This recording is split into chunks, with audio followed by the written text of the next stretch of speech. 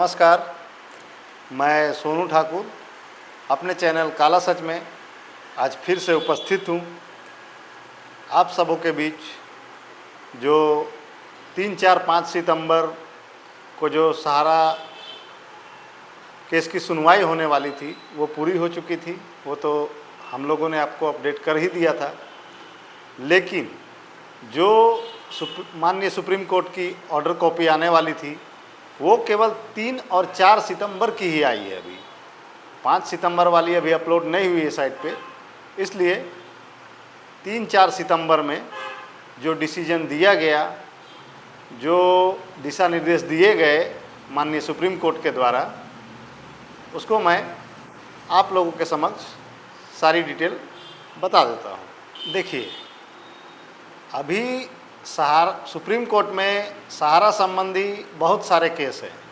और सभी केसों से आपका लेना देना है ऐसा भी नहीं है। एक हो गया सैलरी का केस है, वो अलग है।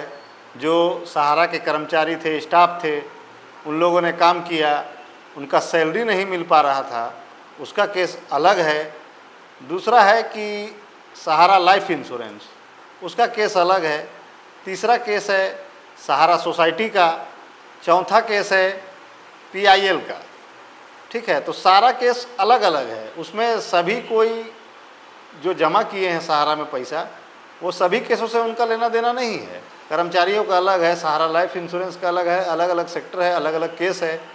इसलिए जो हमेशा तारीख रहती है सुप्रीम कोर्ट में सहारा केस की, तो सभी कोई उत्सुक हो जाते हैं कि केस में क्या हुआ, जबकि उनका कोई उस केस से लेना देना नहीं रहता है।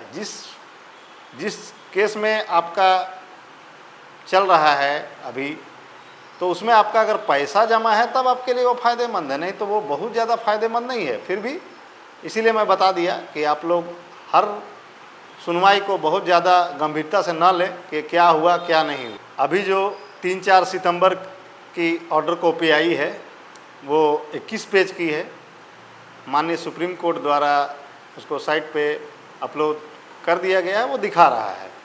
इसमें क्या हुआ कि 210 से ज़्यादा IA जो लगे हुए थे उस पर सुनवाई हुई, उसे ही ज़्यादा अच्छा से देखा गया और उस पर ही डिसीजन दिया गया। तो डिसीजन में ये आया कि सहारा के जो कर्मचारी थे उन लोगों को 12% इंटरेस्ट के साथ सैलरी देना है, क्योंकि कर्मचारियों ने नहीं लिया था, बहुत दिन से उनको मिला नहीं था। और सहारा भी सुप्रीम कोर्ट में ये बात रख चुकी थी कि अभी जो ज़मीन बेच करके हमने सेबी को पैसा दिया है, उसके कारण हम सैलरी नहीं दे पा रहे हैं। हो सके उसमें जो सहारा के ऑफिस है उसका मकान का रेंट भी हो, ये कंफर्म नहीं है, लेकिन सैलरी तो कंफर्म है। लेकिन हमारे जो 3 जजों की बेंच है, उन्होंने बहुत ही अच्छा निर्णय, बहुत ही अच्छा डिसीजन और बहुत फास्ट डिसीजन सहारा के केस में दे रहे हैं।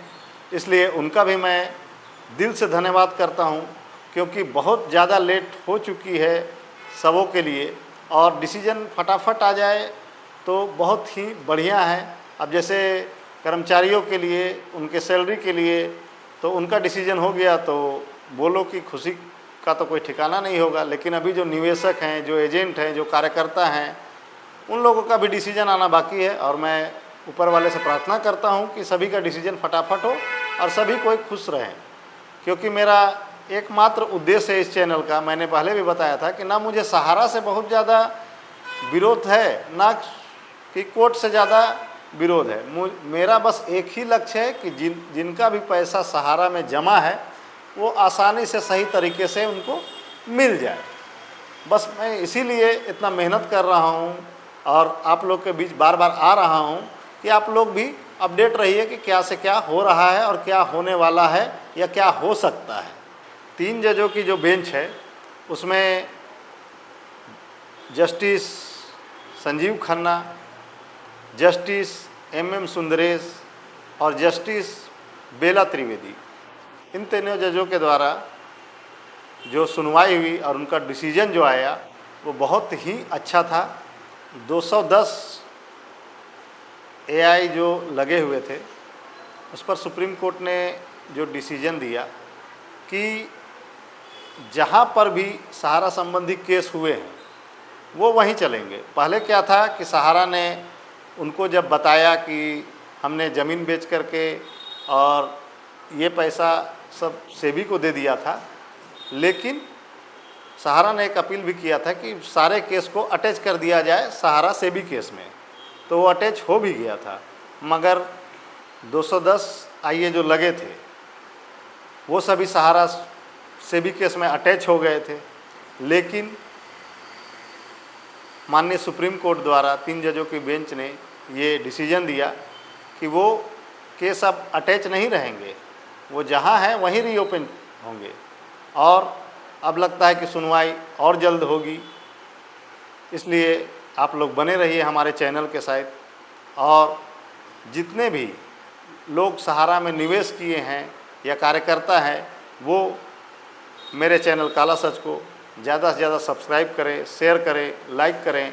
और जिनको भी, मैंने पहले भी कहा था फिर बता दे रहा हूँ, ऑल ओवर इंडिया से जिनको भी प्रॉब्लम कुछ सहारा संबंधी है वो कमेंट में बता सकते हैं, उनका सॉल्यूशन मैं बता दूंगा कि कैसे होगा। अब सहारा से हट के एक बात और आज मुझे ऐसा लगा कि आप लोग को बता देना चाहिए, आप लोगों को शेयर करना चाहिए। कल मेरे रिश्तेदार के यहाँ चोरी हुई, उसमें कुछ सोने के आभूषण थे। तो अच्छी बात यह है कि चोर आज पकड़े भी गए, पुलिस ने बहुत अच्छे से काम किया और तुरंत पकड़ भी लिया।